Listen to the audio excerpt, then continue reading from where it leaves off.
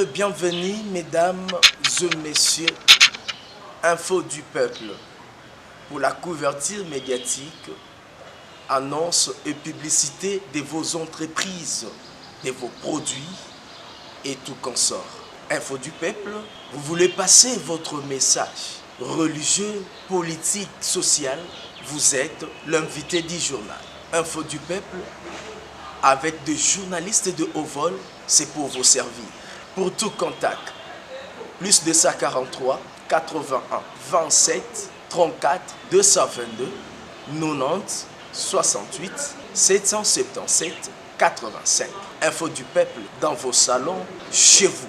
Soyez connectés, mesdames et messieurs, ça c'est votre magazine Info du peuple qui reçoit aujourd'hui le journaliste engagé Ben Kade Kabantou qui va nous parler de l'actualité de l'ère. Voilà, abonnez-vous massivement, j'insiste, abonnez-vous massivement sur votre chaîne YouTube Info Magazine du Peuple. Bonsoir, M. Ben.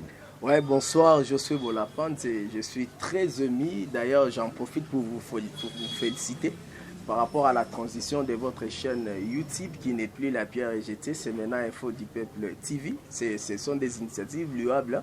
Je demanderai toujours à nos téléspectateurs de partout dans le monde de pouvoir s'abonner à masse. Voilà. Aujourd'hui, il y a l'actualité de l'ère qui menace un peu le Congo. Oui. Bon, quelle est la polémique entre Alexis Thambwe Mwamba et Jean-Marc Kabundo? Quelle est votre réaction par rapport à ça? Bon, en fait, moi, je dirais étant que la base, étant qu'un analyste politique, oui, étant journaliste engagé, vous savez, c'est un problème d'intérêt des hommes politiques. oui. Parce qu'au Congo, nous commençons à comprendre que les hommes politiques ne nous aiment pas. Oui. Thambwe Mwamba, oui, il présente... D'abord, j'aimerais dire à nos téléspectateurs que nous n'avons pas capacité à pouvoir interpréter la Constitution. Oui. Parce que c'est la compétence de la Cour constitutionnelle. Oui. Mais dis-moi, étant Congolais, nous allons donner notre opinion par rapport aux faits. Le fait, c'est quoi? Ce sont les opinions de Thambwe Mwamba ainsi que les opinions de Jean-Marc Kabundi, le président AI de l'UDPS. Le problème, c'est quoi, monsieur Josué? Nous sommes en train de comprendre que ces hommes politiques sont égocentriques. Oui. Tout tourne autour de leurs intérêts. Oui. Ils veulent organiser le congrès parce qu'ils se sont sentis. Oui. Là, je suis du côté FCC. Oui. FCC se sent maintenant dans l'insécurité. Oui. Pourquoi? Parce que l'état d'urgence décrété par le président de la République à la personne d'Antoine Félix Tshisekedi Tshilombo donne au président beaucoup de pouvoir. Oui. Donc, maintenant, le pouvoir législatif se retrouve un peu en bas par rapport au pouvoir maintenant que le président de la République a selon la Constitution. Oui. Vous êtes encore en train de comprendre que nous sommes dans un régime semi-présidentiel. Mais comme nous sommes dans l'état d'urgence, le président a maintenant d'autres prérogatives par rapport au régime semi-présidentiel qu'il devait assumer. Alors c'est ce qui fait peur de l'autre côté du FCC. Alors ils veulent assez que on puisse cadrer cet état d'urgence par une loi, par des lois, par un décret qui doit structurer sur les prérogatives du président de la République. Oui. Alors, de l'autre côté aussi, on a peur. On a peur, pourquoi? Parce que pour eux, ils disent que le président de la République sera accusé. Oui. Il sera accusé par les gens du FCC qu'il a marché sur la Constitution. Oui. Et voilà, la Cour constitutionnelle vient couper à court ces polémiques pour dire que l'arrêt que le président de la République avait rendu est constitutionnel. Voilà. Maintenant, notre problème, c'est quoi maintenant ici? C'est le budget alloué pour l'organisation du Congrès. Oui. Jean-Marc parle de 7 millions. Oui. Et le président du Sénat démentit cela, mais il ne donne pas le chiffre. Oui. Il nous ramène au budget. Il nous dit qu'il faut que le ministre du budget soit en consultation avec le questeur de l'Assemblée nationale pour nous donner le chiffre. Mais c'est toujours un chiffre. Voilà. Le Congolais souffre, monsieur. Dans d'autres cieux, il y a des présidents de la République qui ont décliné leur salaire des fois de 3 mois. Il ne touchera pas son salaire pour répondre aux besoins, au panier du ménageur. Oui. Vous comprenez, monsieur? Et il y a des ministres Et si au Congo, ce sont les individus, j'ai vu, mais ce qui fait mal au cœur, c'est quoi? J'ai vu un militaire verser son salaire. Il dit, je ne toucherai pas mon salaire du mois d'avril. Je vais aller contribuer pour mon pays. Mais les gens qui ont d'argent dans ces pays, qui ont pillé ces pays pendant 18 ans, ils veulent encore organiser un congrès budgétivore. Vous comprenez? Oui. Au moment où nous avons besoin de cet argent-là, qu'on puisse allouer cet argent-là au ministère de la Santé et puis allouer cet argent-là dans le cas de la sociale de la population qui peine dans ces confinements. Vous voyez? Les gens au Congo, nous vivons, c'est chaque jour, tous les jours, comme les Kinois disent. Oui. Mais maintenant, vous ne pensez pas aux Kinois, vous pensez seulement qu'on puisse organiser un congrès et qu'on paie. Monsieur, le problème du congrès, si c'est gratos, nous n'avons aucun problème. Oui. Même la base, moi je suis près de la population. Vous le savez vous-même, nous faisons des reportages chaque jour. La population a faim. Oui. Si c'est gratuit, c'est sans problème. Que les députés nationaux acceptent d'aller au congrès sans être payés. Oui. Là, nous allons nous accorder avec eux. Oui. Mais s'ils s'entêtent d'organiser ces congrès, nous aussi, nous allons refuser toutes les mesures qu'ils prendront. Parce que nous sommes la population et eux ne peuvent pas prendre ce pays en otage. Oui. Voilà au moins ça. Organiser les congrès, ça ne pose aucun problème pour nous. Ça, c'est leurs intérêts politiques. Ça ne nous concerne pas, nous, la population congolaise. Mais nous, notre problème est que nous ne voulons pas que l'argent sorte de la caisse de l'État pour aller enrichir encore ces gens ici qui veulent toucher. Vous savez, quand ils vont organiser ces congrès, messieurs les journalistes, ils seront payés parce que c'est une session extraordinaire. C'est pour cela que Jean-Marc a parlé de 7 millions. Et la personne qui vient démentir le montant de Jean-Marc ne nous dit pas le montant. Mais il nous renvoie toujours là où on nous donnera toujours un montant. Est-ce que je ne sais pas si on peut comprendre cette histoire de quelle manière. Donc, nous ne refusons pas le congrès, mais si vous voulez le faire, vous pouvez faire vos contributions. Que les députés nationaux et vous tous faites sortir l'argent dans vos poches, organisez le congrès et nous les Congolais, nous serons d'accord avec lui parce qu'on n'a rien à voir avec vos histoires. Voilà. Monsieur analyste politique, Ben Kade Kabantou, oui. J'aimerais encore savoir, est-ce que le président, il n'a pas violé la Constitution selon la loi fondamentale? Est-ce qu'il n'a pas volé la Constitution? Non, monsieur, moi je ne peux pas dire lorsque la Cour a rendu un décret. Oui. La Cour a coupé tout. Vous savez que la Cour constitutionnelle, il rend son décret au dernier ressort. Oui. Quand la Cour parle, tout le monde s'était à ces moments. Vous vous rappelez lorsque Joseph Kabila avait fini son mandat? C'était en 2016.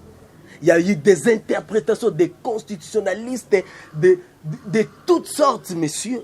Mais quand la Cour a dit que Joseph Kabila continue jusqu'à l'installation du nouveau président, personne ne peut plus parler. Personne. Hier, c'était Kabila qui s'est réjoui. Ce sont ce même texte du FCC, la constitution de Kabila, qui était à l'avantage de Kabila hier. Aujourd'hui, la même constitution tourne contre FCC et applaudit Félix Tshisekedi. Vous savez, la chose que tu as sémée, tu vas récolter. Effectivement. C'est ce que FCC est en train de récolter. Effectivement. Ok, je n'ai pas de commentaires à faire. Ah oui? Oui, je ne suis pas constitutionnaliste et je n'ai pas capacité.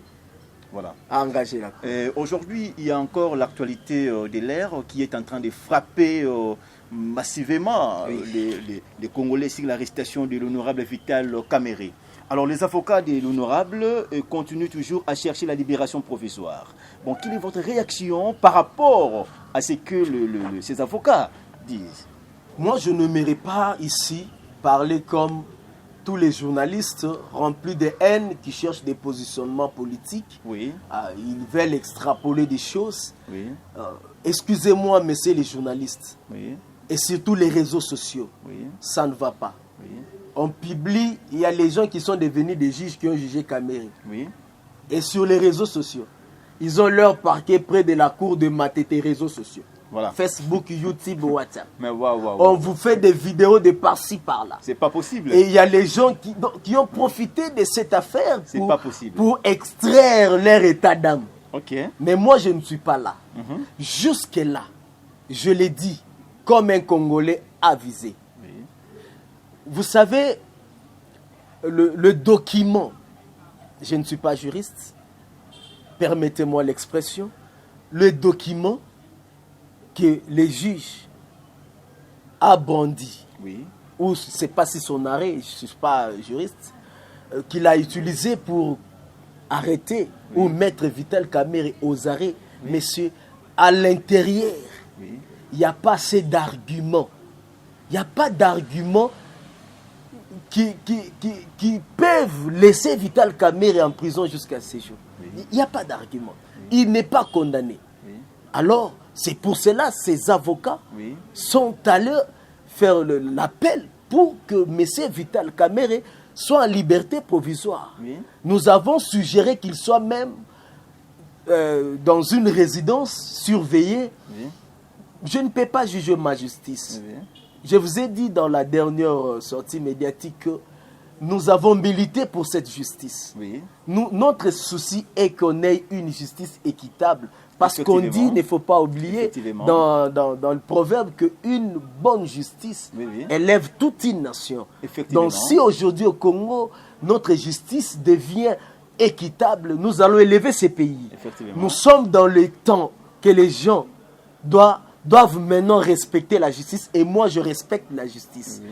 Et je donne la chance aux avocats de Vital Kamerhe oui. D'aller à l'appel, continuer toujours avec leur requête pour que l'honorable Vital Kamerhe, étant que citoyen congolais, oui. Bénéficie de sa liberté provisoire. Messieurs, vous savez, l'autre fois, oui. Vital Kamerhe, quand il était convoqué à la justice avec l'affaire qu'il affrontait avec l'honorable Wivin Moleka, oui. Vous le savez à l'époque, il ne s'est même pas rendu. Voilà. C'était du théâtre parce qu'il n'y avait pas de justice à cette époque-là. Mais aujourd'hui, il y a eu une justice. Pourquoi? Parce que nous avons vu le numéro 1 de la maison du chef de l'État.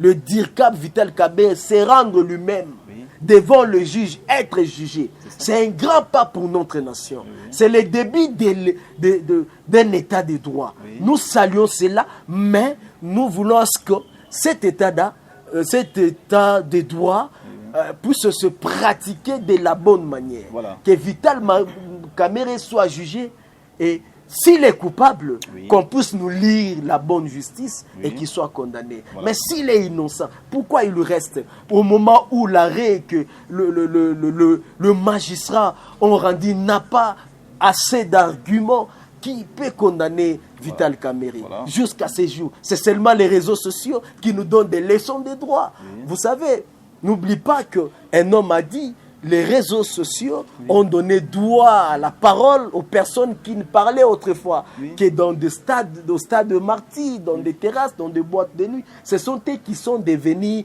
des journalistes sur les réseaux sociaux. Et je profiterai pour aviser à nos téléspectateurs qui nous suivent que vous devez avoir l'habitude d'avoir des sources sur les contenus publiés sur Facebook, sur tous ces médias sociaux. Je ne suis pas contre ces médias. Ce sont des médias qui sont venus pour révolutionner, oui. Faciliter la communication. Mais il faut avoir des sources sûres. Des personnes que tu sais, qui partagent ces contenus, il y a de bonnes informations, il y a des infos fiables à l'intérieur, ça fera du bon. Voilà, je peux jeter là pour le temps. Effectivement, mais j'en profite aussi de saluer le président de la République ainsi que la famille Bolapanze. Et pour bien avancer, messieurs, pour finir cette tranche un peu, je comptais bien vous pousser un peu nous dire, aujourd'hui on est en train d'accuser l'honorable Vital Kamerhe qu'il a volé. Est-ce que réellement il y a une main noire, pas derrière ça ou comment? C'est à la fin de ce procès qu'on peut juger. Vital Kamerhe, à cause de son arrestation, il y a plusieurs personnes qu'on arrête chaque jour. Oui. Il y a le DG de Foner, il y a plusieurs oui. DG qui sont arrêtés après cette arrestation. Voilà. Peut-être par lui, la vérité finira par s'éclater. Okay. Voilà la réponse. Voilà, mesdames et messieurs, nous sommes arrivés à la fin de notre magazine.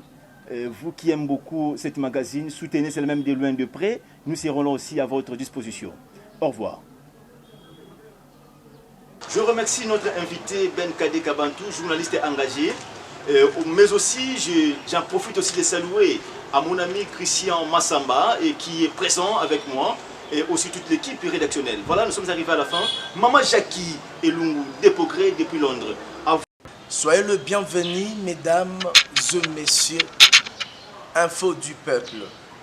Pour la couverture médiatique, annonce et publicité de vos entreprises, de vos produits et tout consort. Info du peuple, vous voulez passer votre message religieux, politique, social, vous êtes l'invité du journal.